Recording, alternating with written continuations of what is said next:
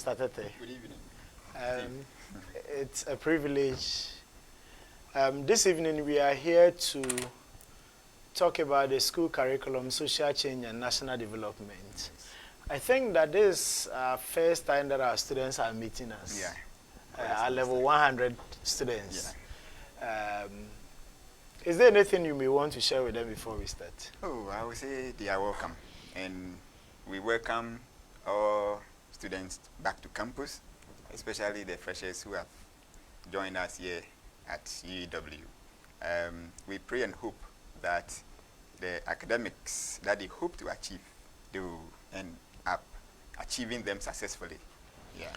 Good. And so, Mr. Tete, you know, this happens to be the first out of the 7 educational courses that our students are going to take from the Department of Educational Foundations. Yeah. So, on our own accord and that of our HOD to our dean, we want to welcome all the students.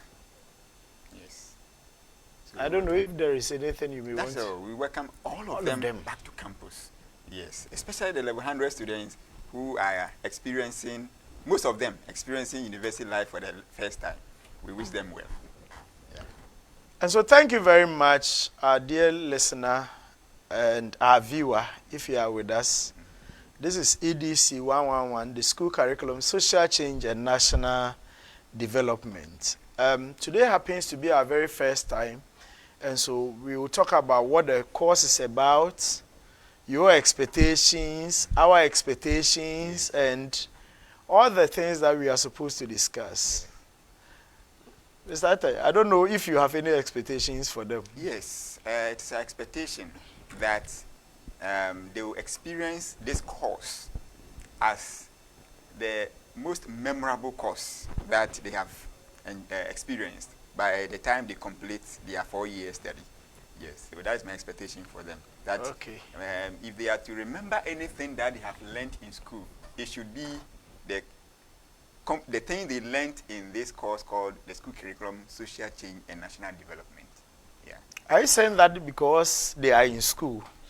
Yeah, they are in school, and this course is about school. It is a school-based phenomenon. The school that you have come to, the crust of it, the core of why you are here is the curriculum that you are going to go through. And so it is my expectation that the course that is going to introduce you to why you are here and to even let you understand where you are coming from, you will not forget most of the things that are there. And I believe that it will be a very memorable experience for them. Thank you very much, Mr. Tete. And so for the next 1 hour, we are going to discuss curricular issues. We will activate the phone lines 30 minutes after we start. And so our students can jot the phone number down, 0503 9231 58. 0503 9231 58. And so, Mr. Tete, I'm just a normal level 100 student. Today, I did biology, I did physics. I find myself in the University of Education, Winneba, and they are saying I have a class. What is the class about? Curriculum. What has biology got to do with curriculum? Yes. We shouldn't forget that you are in the University of Education, Winneba. So once you are here, and once you have availed yourself to be trained as a teacher, and the program you are reading here is a teacher education program, one of the courses that you can never do without is the course that educates you on the nitty-gritties of education, on the core thing about education, which is the curriculum. And when we talk of education here, very soon we understand that I'm referring to formal education. We have come to a formal environment where you are availing yourself to be trained formally as a teacher. And so what do you need to know to be a teacher? In fact, this course will just introduce you to even what you are going to teach, why we have something that you are going to teach, why you need to learn something before you go and teach, and a host of other things. You will study them here. The relevance of your education here and the role education plays in the school curriculum and in the growth and development of our economy, quantitative-wise and qualitative-wise, this course will also touch on that. So it is a very good start for every first-year student. Thank you. Thank you very much, Mr. Tete. And so, Mr. Tete, I'm very happy you started talking about education and all that. Because I know in our first meeting, we have to talk about what? Education. Yeah.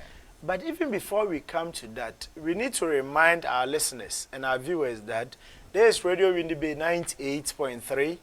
And if you are with us this evening, we are talking about the school curriculum, social change, and national development.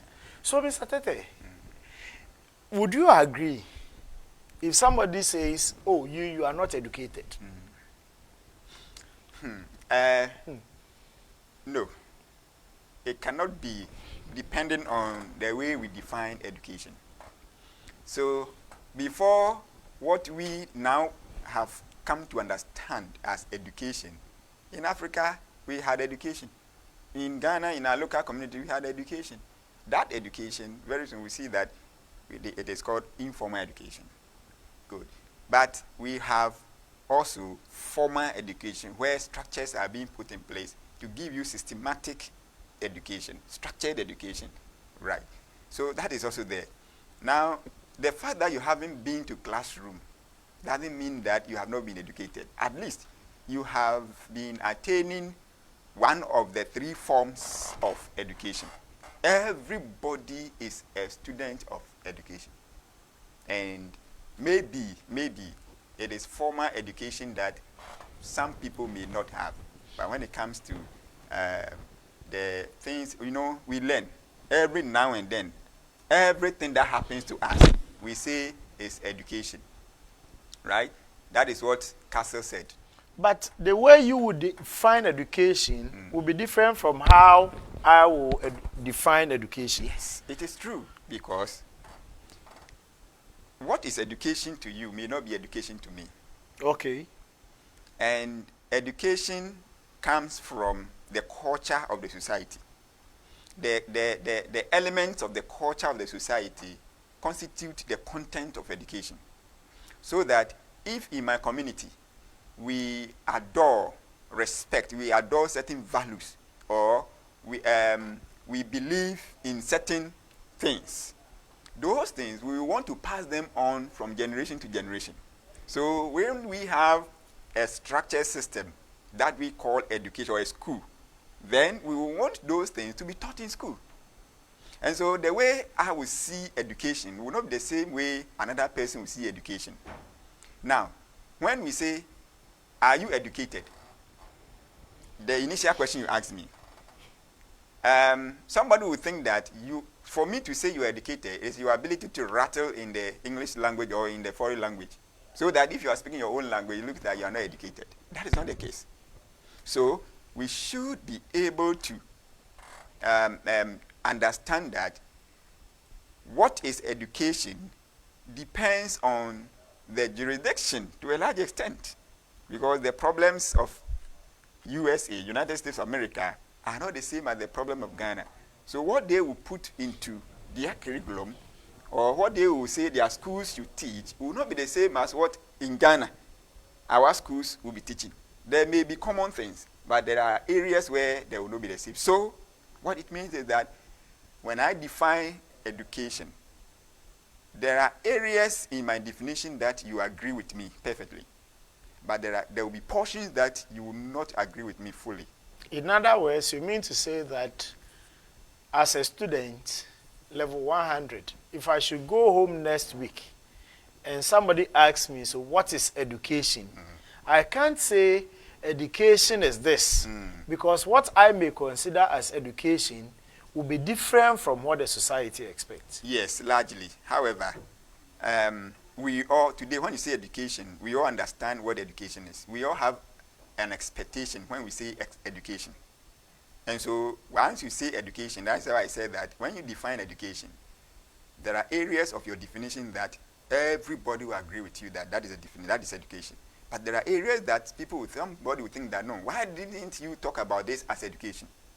Why didn't you include this? No, what you are saying is too broad. No, your definition of education, what you are saying is education, is too narrow. So these arguments will come to play. However, it doesn't mean that everything that you have said in terms of your definition of education is absolutely wrong. It cannot happen like that. So as a level 100 student, what should be my take home? Yes, so some people were asking, so how should I define education? Yes, and I was telling them that, well, in this course, nobody would ask you to define education. But once you are in this university, by the time you complete these 4 years, there will be a course that will ask you to define education. Even if there is none, the society one day will ask you to define education. So in defining education, we stand on the shoulders of the giants. So you have to perhaps quote somebody's definition, right? Then you throw more light on that definition. You should be able to justify. Yes, that is. So for instance, Mr. Tete, sorry. Education is what happens to a human person from the day they are born to the day they die. If I'm not able to explain this, it means I don't understand. Yes, it means you don't understand. You should be able, this is Castle's definition. This is a definition as far back as 1965. But you see, it's a definition that captures the entirety of education. Everything about education is there. All the forms is there. But you see, this definition can still be criticized. That is, it says everything that happens to us. Is it true that everything that happens to us is education? So you may disagree with Castle that, well, so right now you are listening to me. So if you are listening, is it education? There is a car horning. You have had an accident. Is it education? Because it includes what has happened to you. So you may argue that it's not everything that happens to us that is education. However, everything that happens to us, we learn from it. Everything teaches us some lessons. And so the fact that everything teaches us lessons does not mean that everything is a tool of education. Because education necessarily is a positive phenomenon and not a negative thing. And so it brings you to R.S. Peters. Yeah. Yes. That to R.S. Peters, certain things must happen for you to describe it as educational. Yes. Yes. So R.S. Peters said that for something to be education, or for an endeavor to be education, for an activity to be education, that activity, endeavor, or process must pass 3 criteria. That is according to him. But there is a lot of sense in what he said. So the first one, he says, anything that is called education, or any endeavor that we describe as education, should transmit what is worthwhile to those who become committed to it. In other words, if you bath from your house in the morning, you sit at a place for 3 hours, and you are going back to your house and you don't see any sense in why you spend the 3 hours, it means that that process is not education. Yes. Yes, indeed. In addition to what you have just said, anything that we say this is education, that a school is passing on, or otherwise, that thing must be relevant. That thing must be important, so that at least the person who is experiencing it will be committed to it. So according to R.S. Peters, if the thing is not worthwhile, the person will not be committed to it. So the thing, that endeavor that we say is education, must give something that is essential. And that is the first criterion. Good. And the second one is it must involve some knowledge and understanding. Yes, that is very true. When you say I am attaining education, you are going through education. In fact, especially the formal education, it is expected that that endeavor must give you knowledge. That endeavor must give you understanding, such that it requires the employment of your brain. You must use your brain. So you spend 3 hours at a lecture theater, you are going home and say, me, I don't even understand anything the man said. Yeah. That means whatever you experienced is not education. Because, you see, if it's education, there should be some understanding, there should be knowledge there, and to a large extent, it should require, that's why we say it requires some sort of cognitive perspective, which is not innate, which means that you cannot just be sleeping and say that I have attained education. You cannot just be sitting and then get intuition or a revelation and say that is education. That is not education. Education, you must actively participate. Either you are seated like our cherished listeners are listening to us whilst we are here interacting. They are listening. They are following with their mind. So the brain is working, digesting what we are saying. So what they are experiencing now is not innate. Yes, it is. They are actively participating. Yes. And I think the third one has to do with there must be some rules and procedures. Yeah, right. You know, sometimes a student is late and you say, get back. The student is confused. Anything educational must involve some rules and regulations. Yes, especially the structured one. So you've not written an exam, but you are expecting a grade. Yeah, no. It cannot be. It goes against the last two. You see, there are certain, that is why Castle definition, people sometimes have problem with it.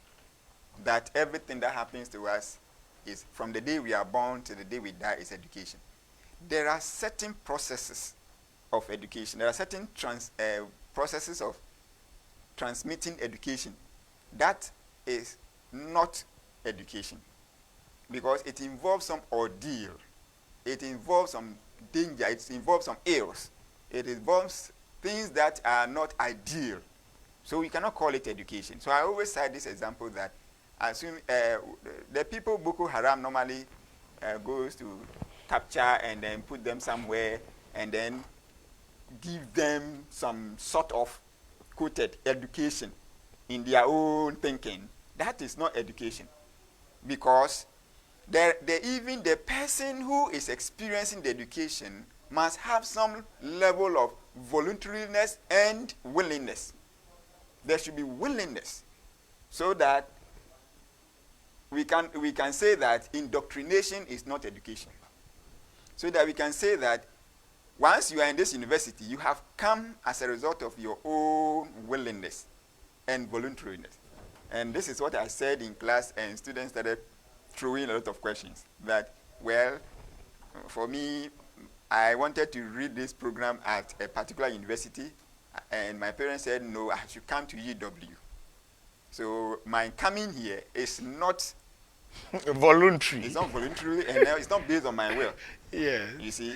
But you see, that is one. Ideally, you the one coming, for you to be committed to it, to pass the first criteria for an endeavor to be called education, the thing must be welfare to you. So I ask you, in as much as your parent or your guardian force you to come here, you're coming here, is it worthwhile? If it is worthwhile, it's education. Do you get it? Yeah, it's relevant. It is important. It is coming to give you knowledge. You will get understanding. But we want to underscore the fact that there are some processes that cannot be described as education. So that Castle's definition that says everything that happens to us, that everything there is something wrong with it. Thank you very much, Mr. Tete. It's just an honor having you at the studio this evening. And so if our dear listeners and our dear students are listening to us, all that we want to highlight and all that we want to underscore is the fact that, yes, you are in school, in the University of Education, Winneba, but it is not everything that you experience here in Winneba that you can say it is what? Education. There must be some procedures. So if you don't see those procedures, then you cannot say that is education. Yeah. Having said this, Mr. Tete, we learned that there are 3 types of education. Please, can you walk us through? Yes. We have the formal education, we have the informal education, and then the non-formal education. These things are basic. Once you have been to the senior high school, you might have gone through them. And so we will just explain them and then we move on. Now when we talk of formal education, in fact, it is the one that you have come to experience at UW. And it is the one that they went through. They've gone through from... Right from KG all the way till now. Yes. So, if that is the case, then we need to use the characteristics, the features of that education to describe it or to define it. So we say that, so let's see the features.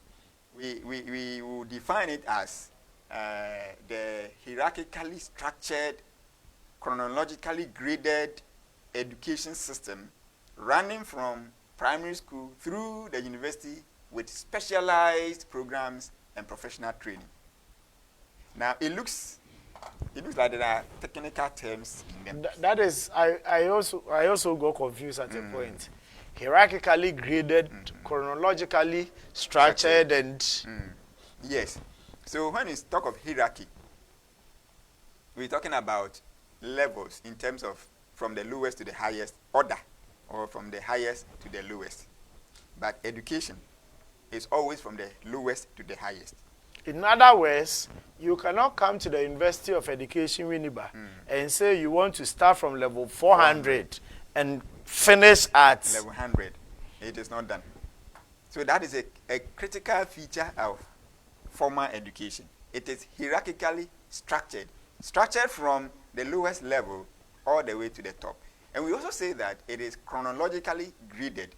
You realize that in as much as it is structured from the lowest to the highest, it goes with time. It goes with time. So that when you are 4 years in Ghana, you start school officially. Is that not so? And what is that stage? I think you go to KG1. KG1. 2.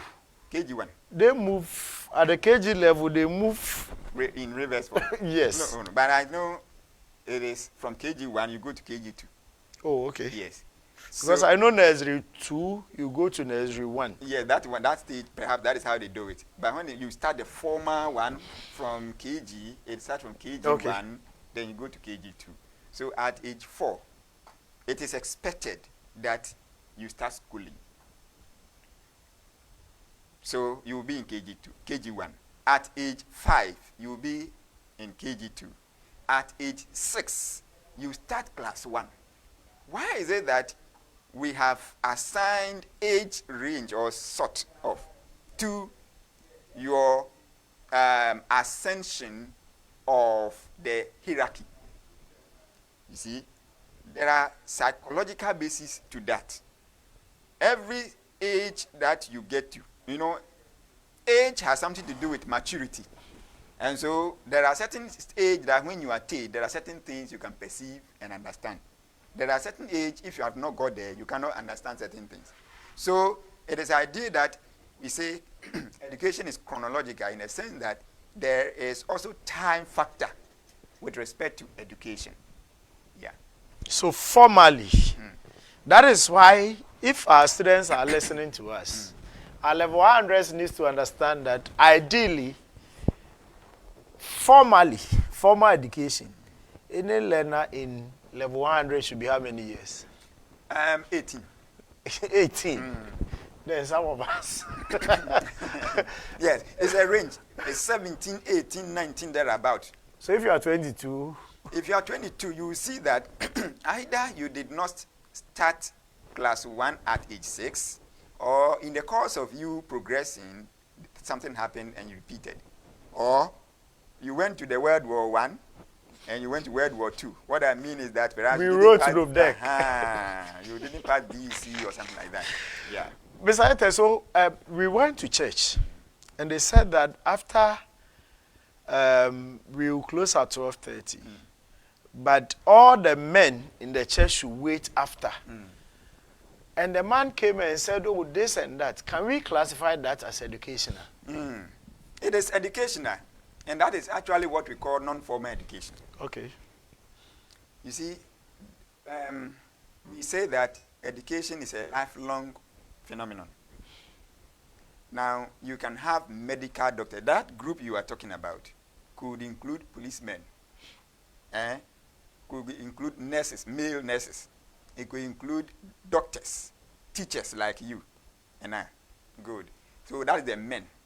Now, when they wait, they are going to be perhaps educated on, let's say, issues of men. Let's use an example, prostate issue. So they are going to talk about prostate health. You will realize that it is men who have prostate. Is that not so? Good. And you will see that that men that they are talking about exclude certain group of people.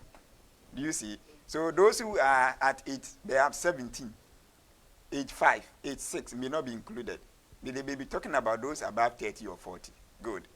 This is non-formal education. Meaning a type of education that is provided for certain people who share the same characteristics. And they have a certain need in order to improve upon what they do.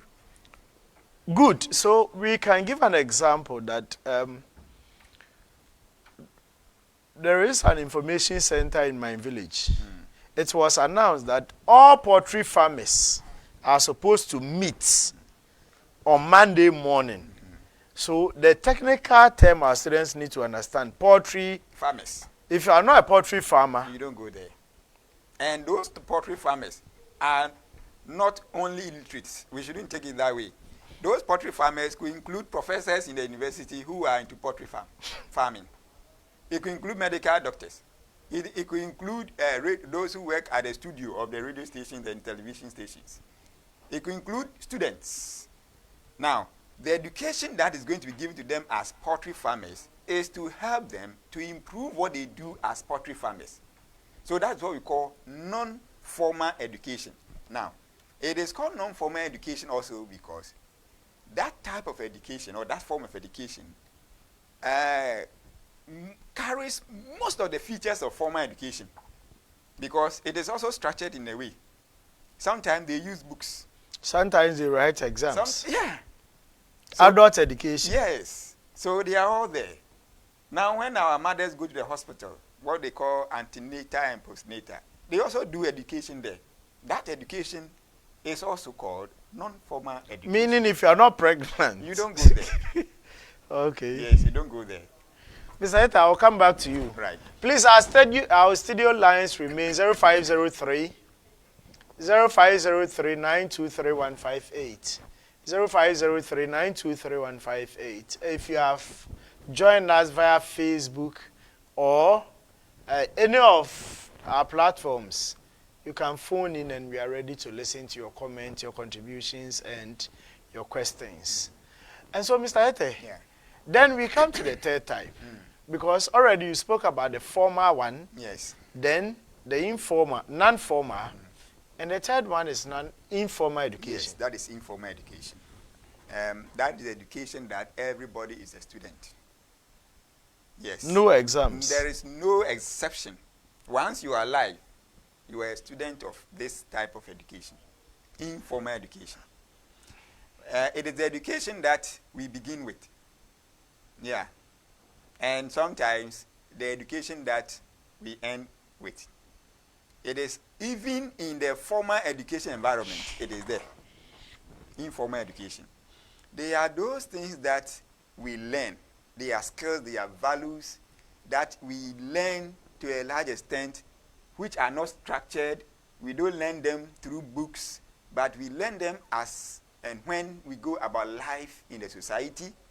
Now, our parents, our guardians in the society, they also deliberately take us through certain things with the intention that we must know certain things as we grow. All those kinds of training or upbringing, we will call it informal education. Because... All right, so Mr. Tete, I will come back to you. It appears we have some listeners and viewers on Zoom. And so, please, our Zoom people, you can equally send your messages, and we are here to listen to whatever you have for us. So, Mr. Tete, can we have typical examples, formal, informal, non-formal? Yes, so formal education, that is the education we are attaining in the primary school, JHS, SHS, university, they are all formal education. With the coming of modernity and technology, formal education is not only in the four walls of the classroom. Formal education can be attained without you not stepping to a school. You can still attain it through For example, distance learning, online learning, and the rest. So digital means. Yeah. Then we have non-formal education.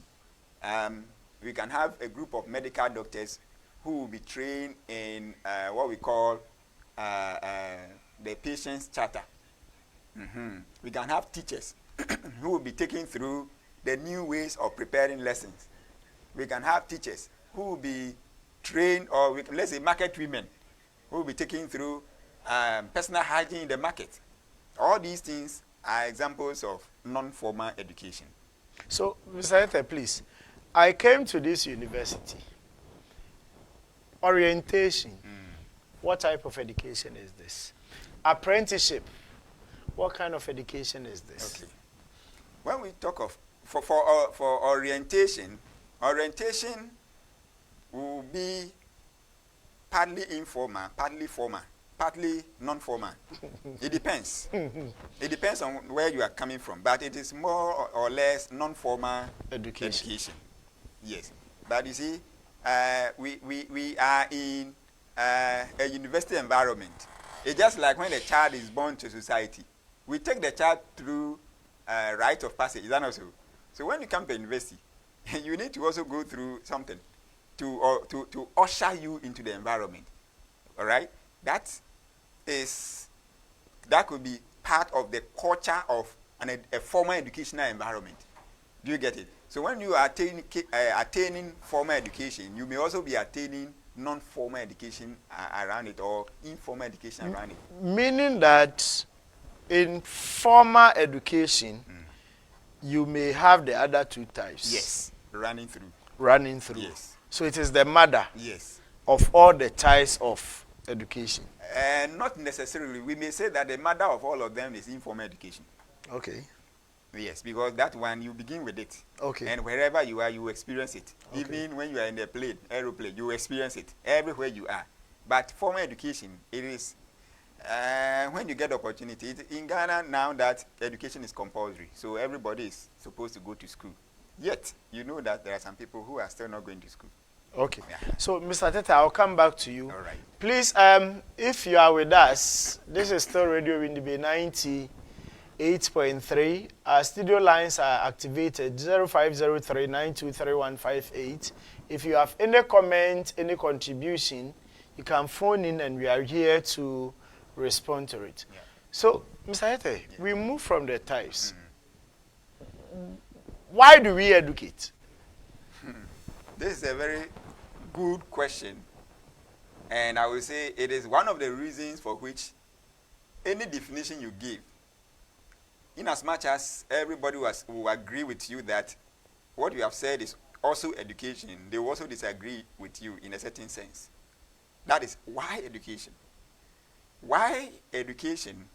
There are certain general reasons for education, especially formal education. Then there are others that not all of us expect education to offer us. So once we give education, there are 4 basic functions of education. 4. People may have more, but we are looking at just 4. Now, among these 4, we have social functions. Education plays social functions. Education plays cultural functions. Education plays economic functions. And education plays political functions. Now, at this stage, we will want you to be paying more attention to formal education. Yes, the attention is more on formal education. In as much as non-formal education can come through, our attention is now on formal education. That is why we are saying that education can perform 3 functions. But the functions may be more, but we have 3 basic ones: social functions, cultural functions, economic functions, and political functions. So, Mr. Ete, yes, we do agree. There was a time I met a student, and I said, so, why are you here? Then he said, oh, it was the mother who said he should come to school so that he will get a job after school. Yeah. Is that student wrong or right? Well, it is an expectation. The society expects that once you go to school, when you complete, you should get a job. So, that type of expectation which education is supposed to fulfill, we will put it under a function called manifest functions of education. And that is under social functions. Yes. So we will talk about what do you call it? This function under social functions of education. You know, the education that we are going to attain from this university, whilst you are coming, the society have an expectation for you. Even before you came, you knew that the university that I am going, this is what I am going to attain. This will be the outcome. Yes. Like, for instance, everybody expects that once you graduate, you should be able to speak English. Yes. So it is manifest function of education. That is why if you are not able to speak the formal language that is used to train you, people make fun of you. Like, somebody called me and said, your car is in the afternoon. So when it happens like that, it doesn't matter. Look, as I said here, if I am not able to express myself well in the English language, it doesn't matter how sensible I am sounding. It is not the expectation of the society. So it will be interpreted as me not educated well. So if it's not manifest, then the opposite will be? It will be latent. Good. Latent. L-A-T-E-N-T. Okay. Latent. Manifest. M-A-N-I-F-E-S-T. Manifest. You see, we say it is manifest because those are the things that the society expects. The society anticipates them. The society looks forward to attaining them. So, sir, we need to give a typical example for our students to understand us. All right. They are here to be trained for a degree.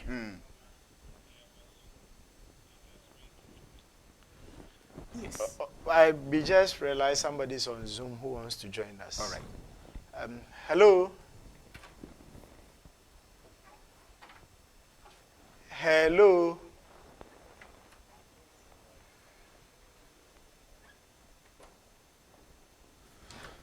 So, Mr. Teta, I think we will get to that person later. All right. But the basic argument that we are all trying to... Sorry, hello? Hello? Yes, hello? Why you the one eating?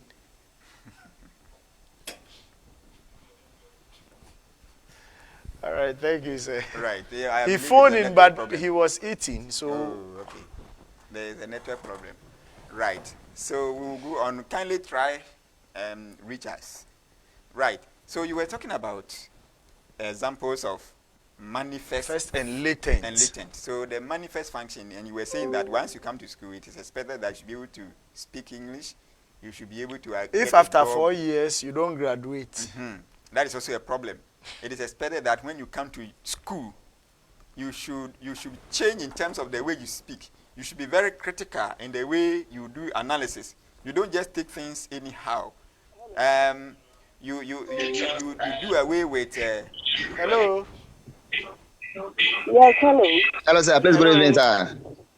Good evening. Please, I respond to KWAKYE-APAU, one of your students.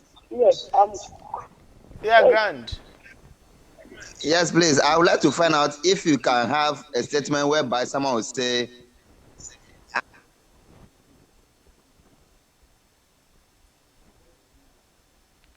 Hello?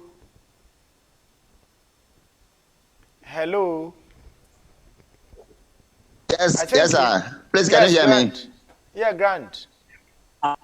Yes, I was asking whether it's a right statement to say that one person is an educated illiterate.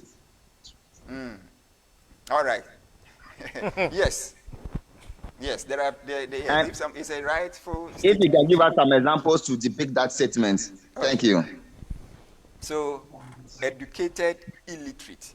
When somebody says that to you, it means you have gone to school, maybe at the university level, at the college level, at the high school level.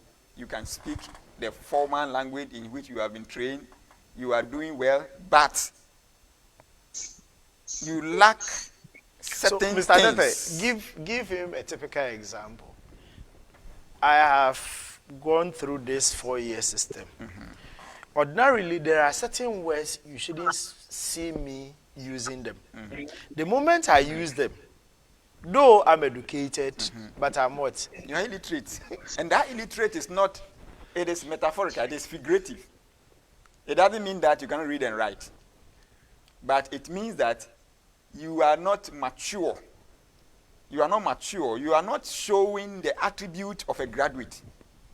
You are not showing the 21st century the 21st century educated person.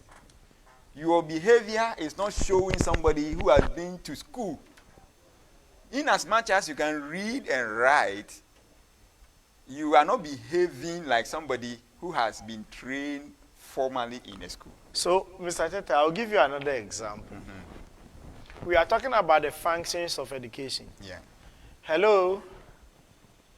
Good evening. Hello? Good evening. Good evening. Please, your name and your department. Hello. Hello, please, your name and your department. I can't clearly get you, please. Please, your name and your department. Okay, I'm Francis. I'm calling from Winneba campus. Please, which department? Oh, please, I can hardly hear you. Let me call back, please. All right, thank you very much. So, we just held the 2024 general elections. Somebody who has done education went and voted for all the 13 candidates. Is that person educated or not? So, in that sense, somebody may say, hey, you are educated, illiterate. And the problem is this. You are educated. Hello? Hello? Hello? Please, your name and your department. Yes, I'm Richmond, India. I'm calling from Ejumako. Okay. Akan Nzima department. All right, thank you very much, Richmond. Please, we are Yes, I would like listening. to take this opportunity to greet all your listeners, especially the level 100 students in Ejumako. Yes, from my understanding on the formal and informal education, it means that with the formal education, its purpose is solely based on certification. And with the non-formal education, the informal education, you can acquire the knowledge all right, but it is not purposely for certification. Sometimes they may give you certificate, and sometimes too, there will not be any certificate. So this is what I also have to say about it. All right, Richmond, thank you very much. Informal education. Thank you very much, Richmond. Mr. Tete, I don't know if you have any comment on Richmond's submission. Oh, yes, he is right. There are characteristics, there are features that distinguishes among the three. Yes, so for formal education, you are expected to attain a certificate. Hello. Hello. Yeah, good evening. Good evening. Please, your name and your department. Yeah, this is Francis from Winneba campus. Yeah, my question is, why do you say formal education is the mother of all education, when it is rather informal education that begins the whole process? And then two, our lecturers at the radio station giving us lessons. I'm tempted to classify that under non-formal education. Am I right? Thanks. Okay. Right. We have another caller, so we will pick the calls and respond all to right, them. that's fine.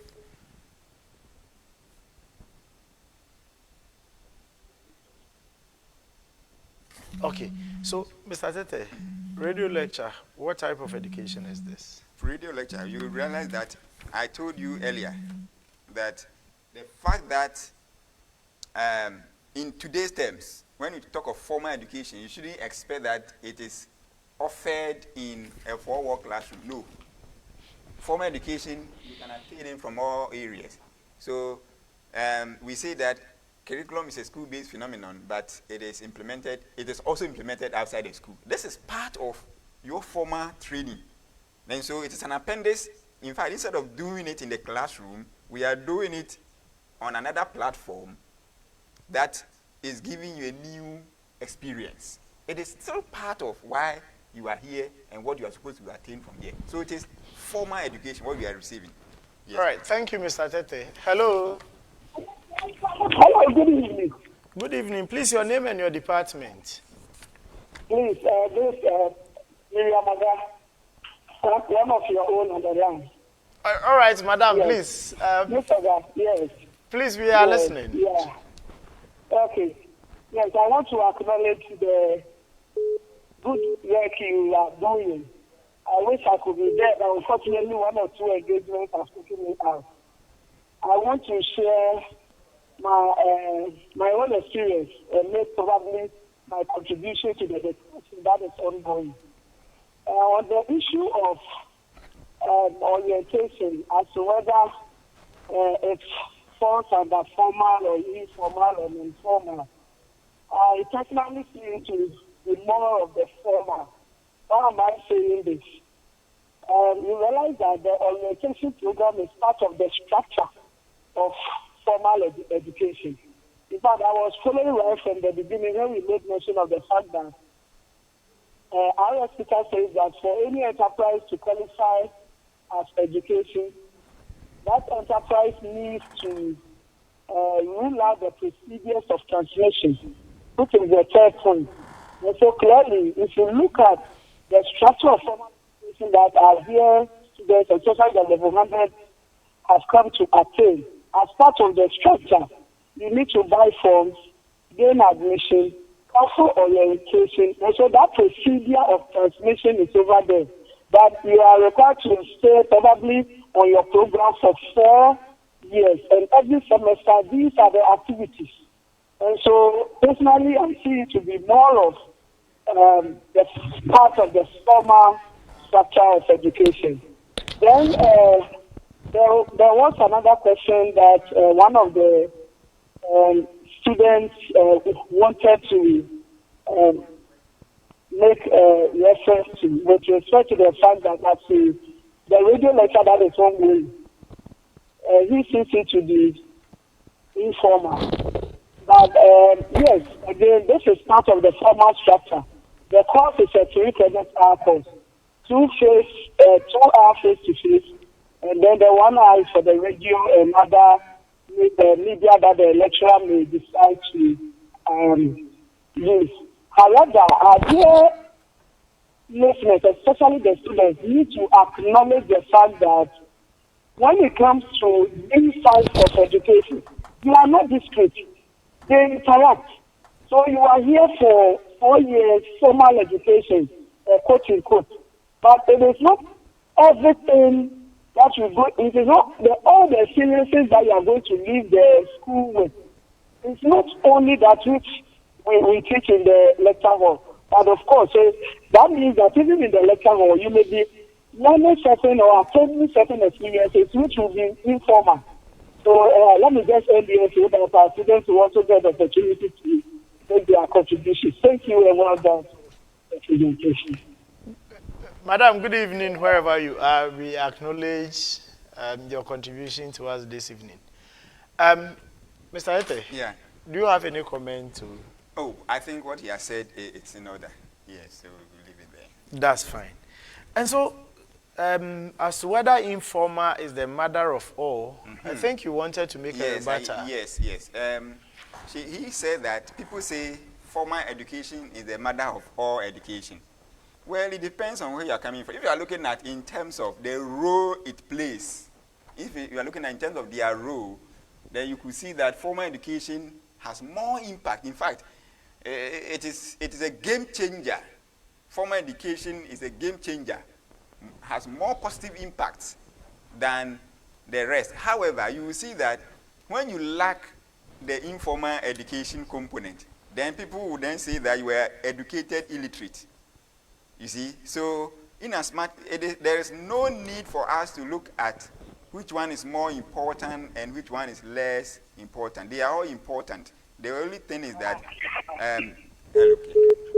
Hello.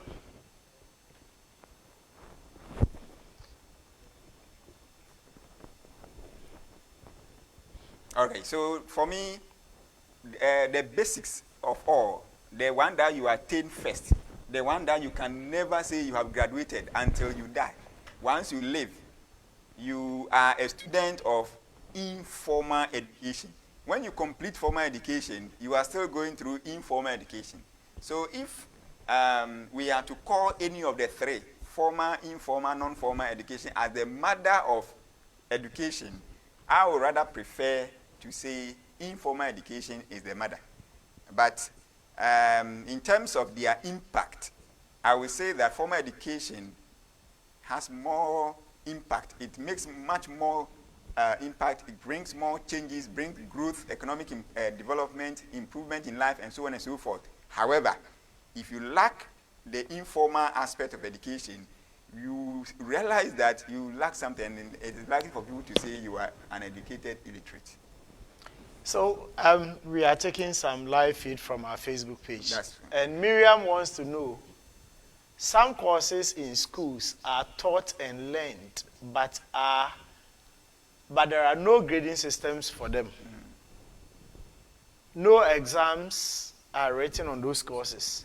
Can we say these are part of formal education? Yes, they are.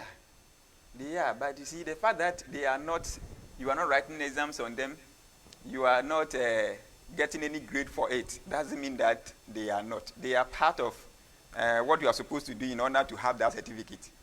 If you don't, some of the liberal courses that are not graded, if you don't pass them, or if you don't read them, if you don't do the assignments, you can never, if it doesn't reflect on your transcript, I'm yet you to see graduate. a course in the university where there are no assignments, no exams. There's nothing like that.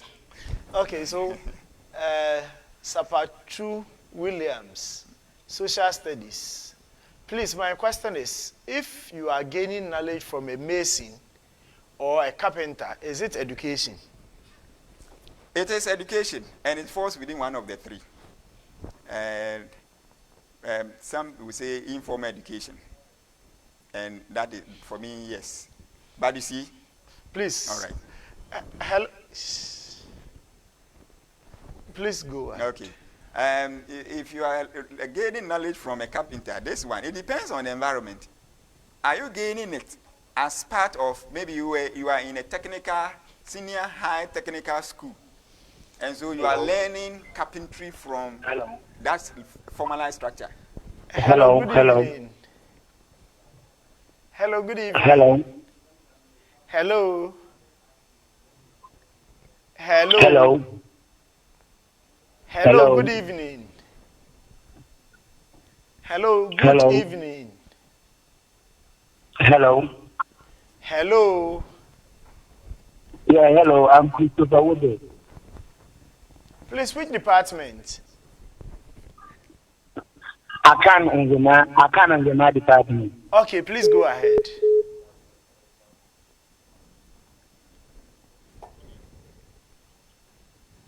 Okay, so good evening, Professor. Please, can we have an educated illiterate? I think we've responded to this already. I remember back in 2019 when I was in your class.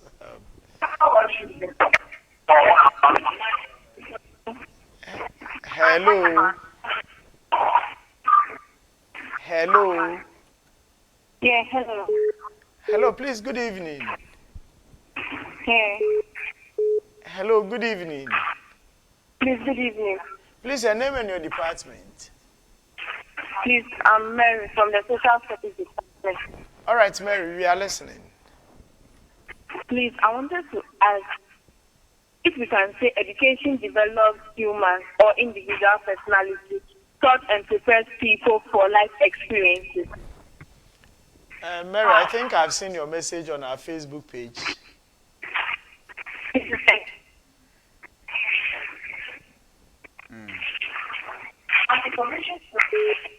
Hello. Yeah, hello, Mary. Yeah. Please, we've heard you. We will respond to it. As it's coming. Hello. Yeah. Hello. Yeah. Hello, Mary. Hello. Hello. Hello. Yeah, please, I'm Rahel from Ejimako County, Akanzema. Okay, Rahel, please go ahead. Yes. Please, he was saying something that the carpentry work, the one in the technical institutions, is formal education. So I want to know if you are in a secondary school or in a technical school, it means it's a formal education if you are studying carpentry. And then if you are at home and you are studying, it's like you are learning how to make those stuff. Is it done formal or is informal? I am not clear with that one. Thank you. All right. Yeah, thank you very much. Yes. So if you are attaining any of these things in a structured environment, it is part of a formal education. Once you are getting it in an informal environment, like you are getting it at home. So Stephen asked me, apprenticeship, where do we put it? Is apprenticeship formal education, non-formal education, or formal education? In fact, the original apprenticeship that we knew in the olden days, that one is informal education. But of late, we are beginning to see apprenticeship being formalized, being structured in a way, being attached to formal education here and there. So that is becoming a new phenomenon.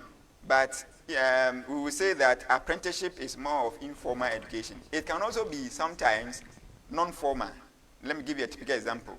You have been to the university or the high school. After high school, maybe government says that all those who went to technical school, we want to attach you to a certain apprenticeship providers or so, yeah, masters, so that they will train you further on the practicals. That then becomes part of the formal thing you are supposed to attain. So it depends on the arrangement behind it. Yeah, thank you.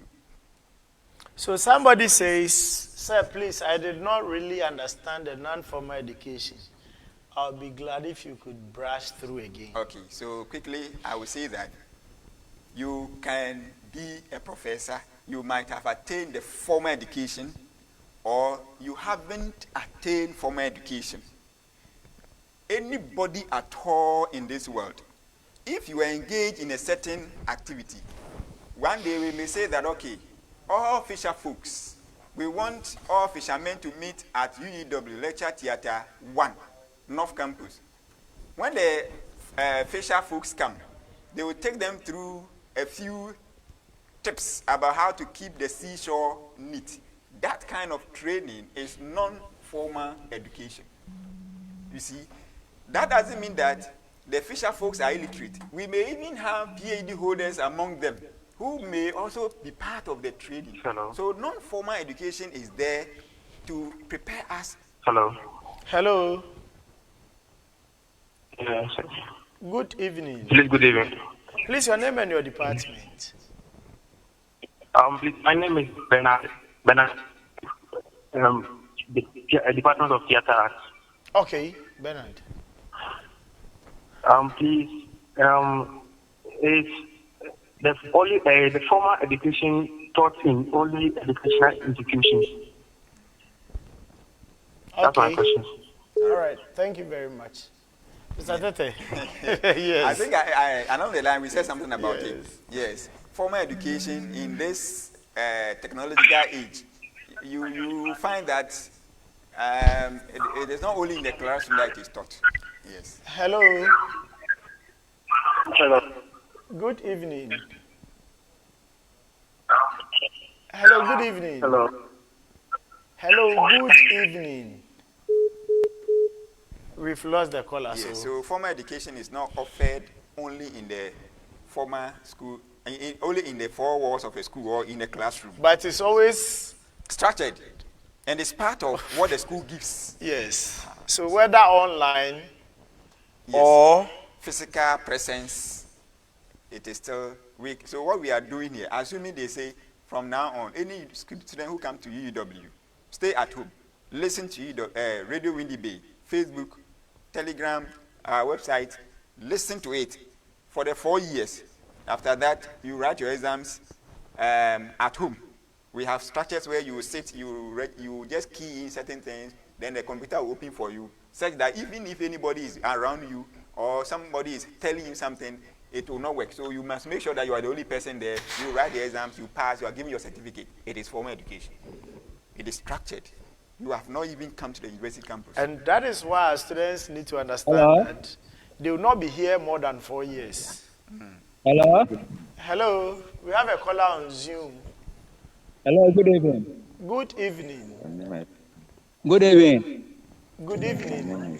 My name is Richard Watson, from Mass Department. Okay, Richard. Yeah, someone who wants to learn how to drive. What kind of education is that? Is it formal education, It depends informal, or on the non-formal? medium.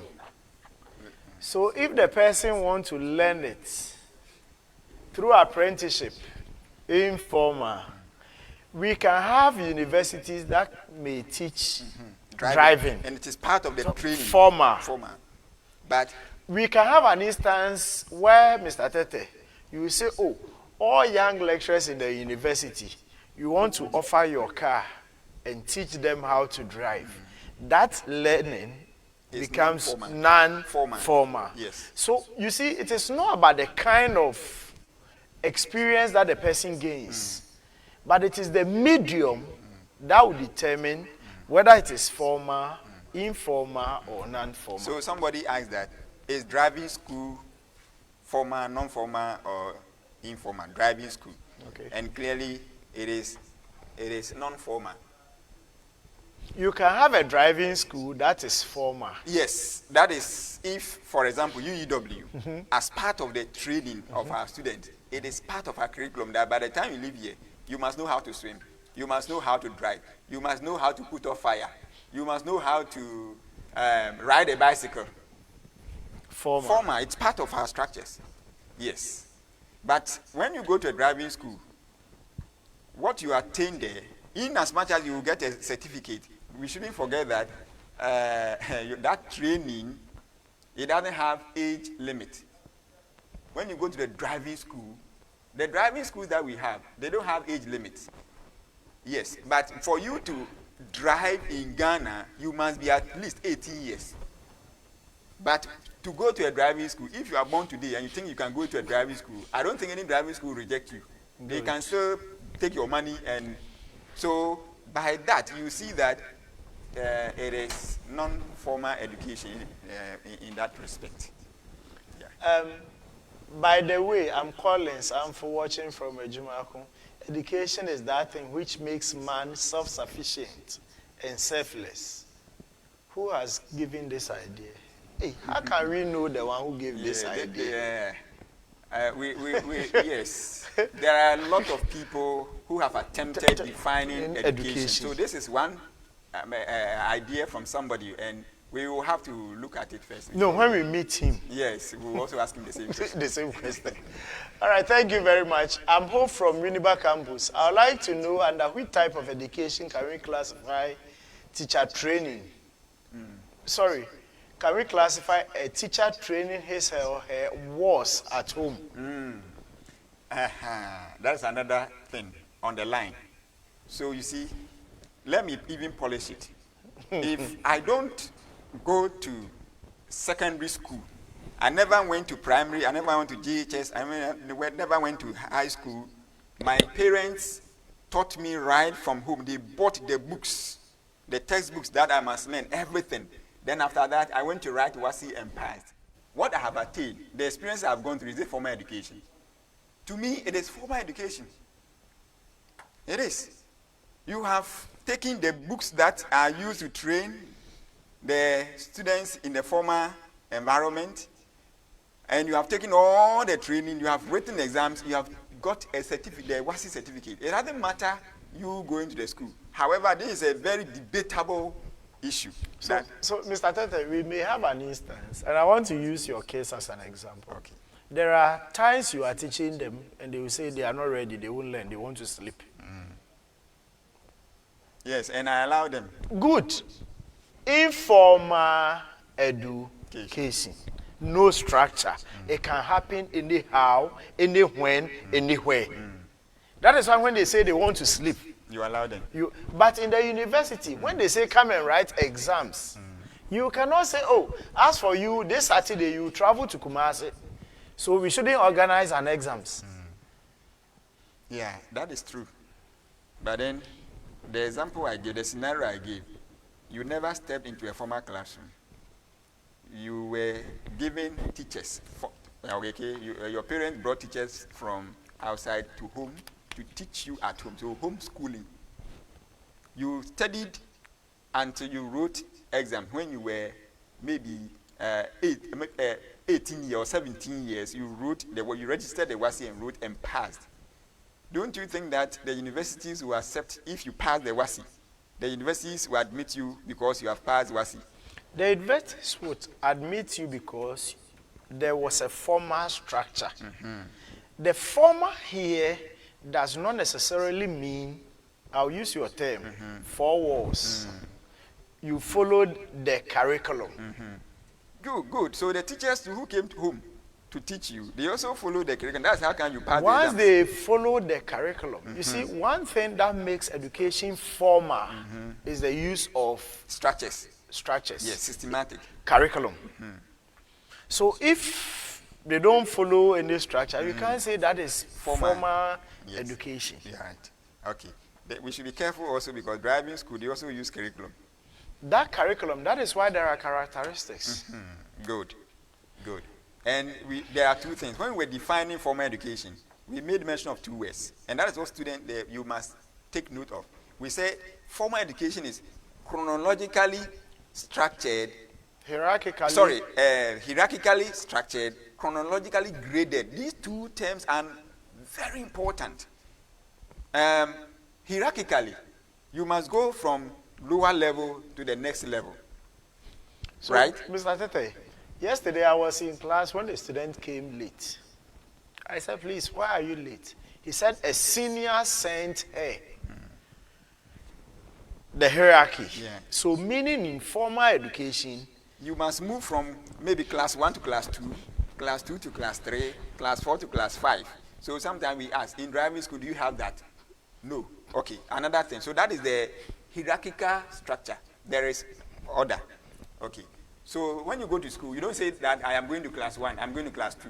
I don't think they have been structured like that. Secondly, we say formal education is also chronologically graded, which means that your schooling is timed. At this age, you must be in this class.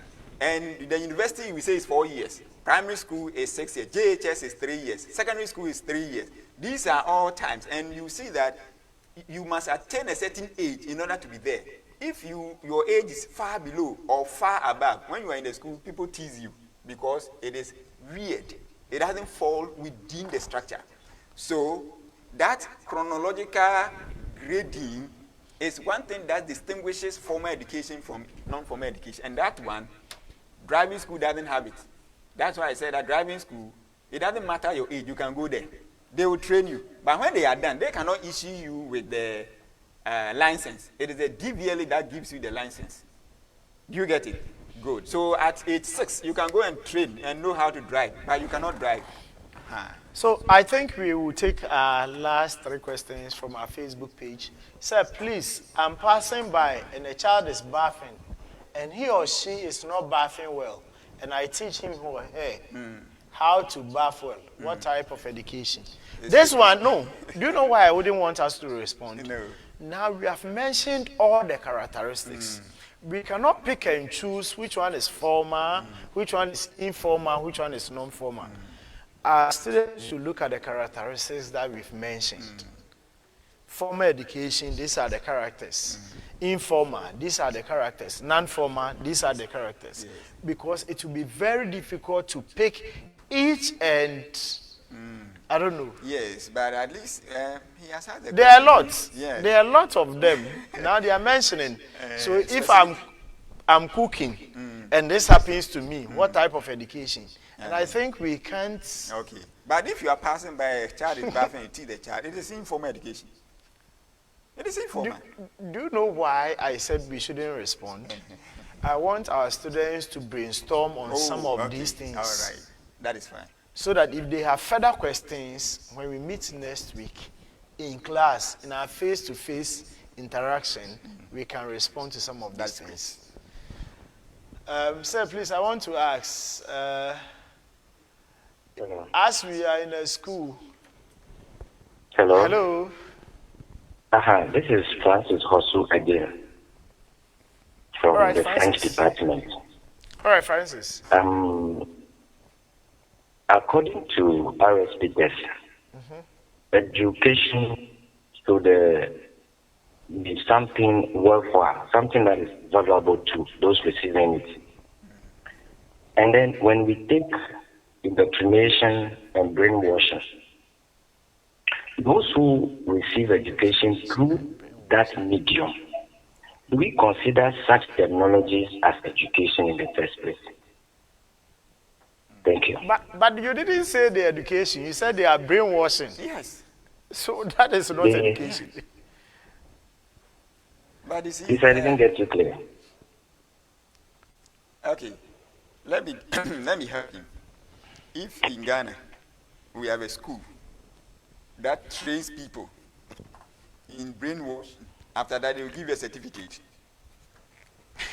How will you call it? It is not. It is not something. It's not ideal. It's a phenomenon that we cannot even conceive.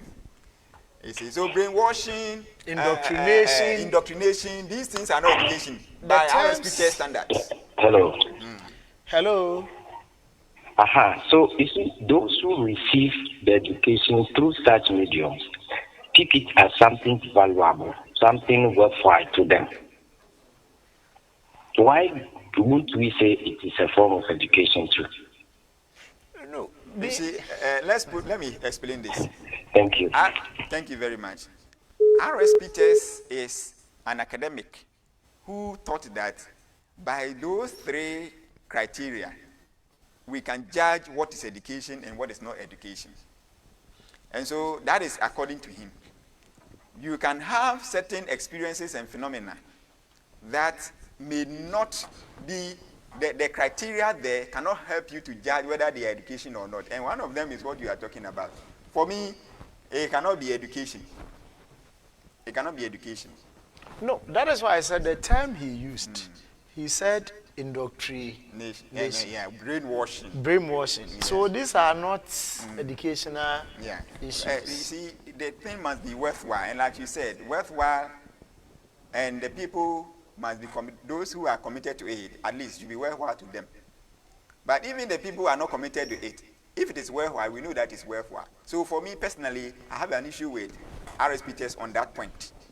If something is important, it's important. It doesn't require somebody to be committed to it before it is important. You need to show commitment. Yes.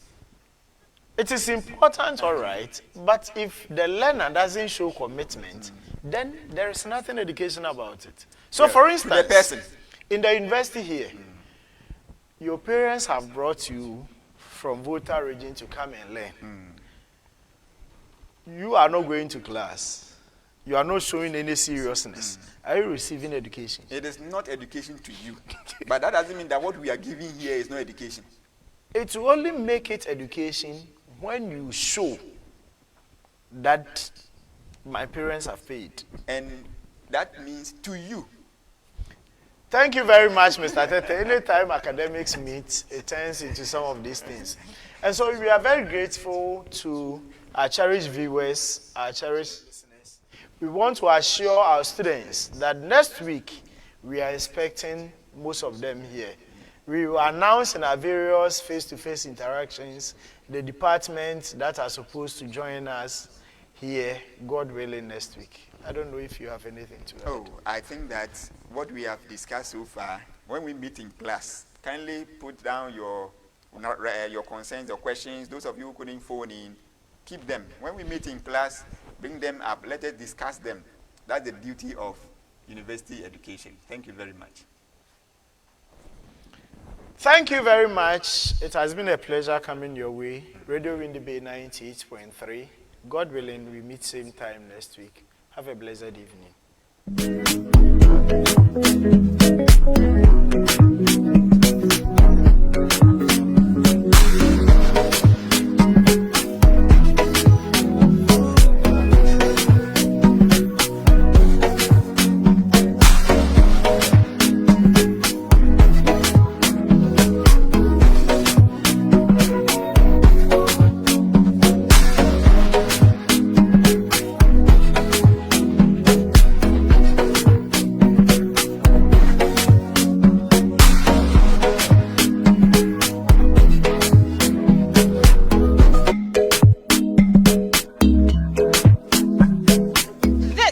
University of Education, Winneba, Radio Windy Bay 98.3 FM.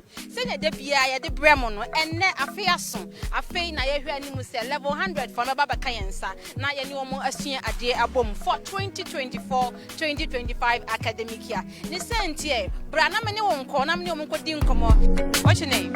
Benjamin Boma, French education. Oh, to be honest, I was kind of nervous because I've not been to such a place before, so I was actually nervous. But when I came here, I found out that everything was just as normal as everywhere. So I'm expecting to have not smooth journey to my final year. But your friend Udu Mesa Daniel. I'll be free to Abuja myself. Oh, this is my first time I'm a bar. And this is first time so me too coin. Me ankasa me have 2 coin gidi da. Ahanti many ajipa many experience people here work on mu. Ahanti we ababe history. This is first time babi amakwasi aye sunwan. Ahanti we ababe history e wo mabrabo ma. Ahan na de minister ni gise na mate ni say de ababe no sunyan kopon be adom na yakota ye yakwakodu ho e wasu. I'm Isaac Ayu from Nkari, straight away from Kumasi. Actually, it was a quite interesting journey, but we have already met some people in the bars, and it's very interesting. We are here to actually build up our academic performance, learn how to interact with people, and get a lot of exposure from here. Then we go out, find something to do to help Mother Ghana. Yeah, from me, Meredi Jenfi. Me from Kari in the Ashanti region. Me ba me niaje. You was Sempa Hall, you was Goose Hall, like entrance. So the omode che video no, the same. First of all, the affiliates coming who are affiliated to Sempa Hall, they should understand that Sempa Hall is not just a hall. It's one of the biggest and greatest hall in the University of Education, Winneba. So we are called custodians and we stand for greatness. So as they are coming, they should see themselves as unique. They should work hard, and in case there is not something they find difficult, they should try and consult the executives, and we are here to assist them. Thank you. Okay, so all I would say is that as they come, they should participate in hall activities, focus more on their education, and also involve themselves in campus activities that will help build their holistic life.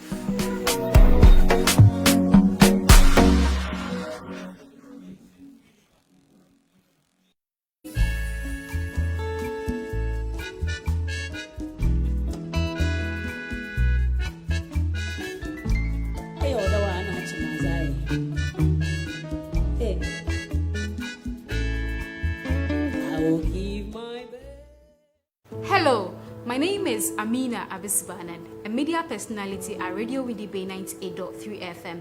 Kindly follow us on all our social media handles. You can find us on YouTube, Twitter, Facebook, Instagram, TikTok.